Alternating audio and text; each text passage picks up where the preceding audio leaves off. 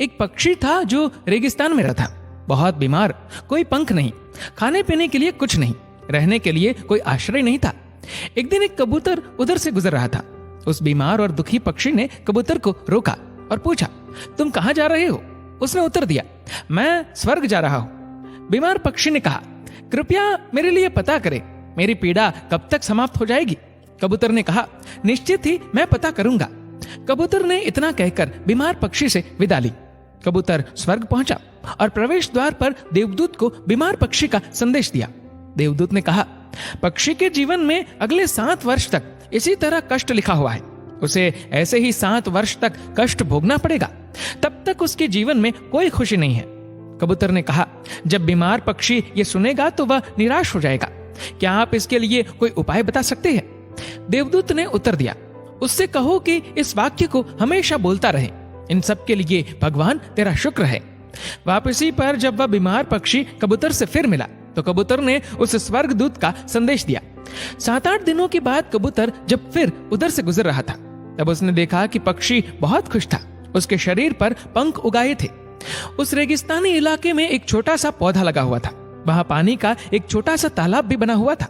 चिड़िया खुश होकर चहचहा रही थी। कबूतर चकित था।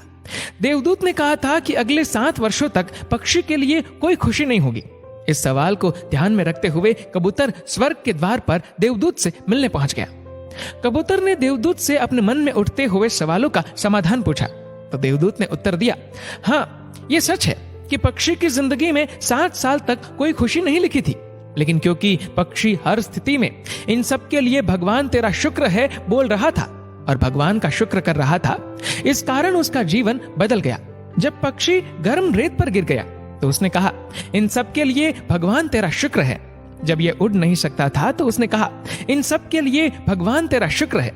जब उसे प्यास लगी और आसपास पानी नहीं था तो उसने कहा, इन सब के लिए भगवान तेरा शुक्र है। जो भी स्थिति हो, पक्षी दोहराता रहा, इन सब के लिए भगवान तेरा शुक्र है।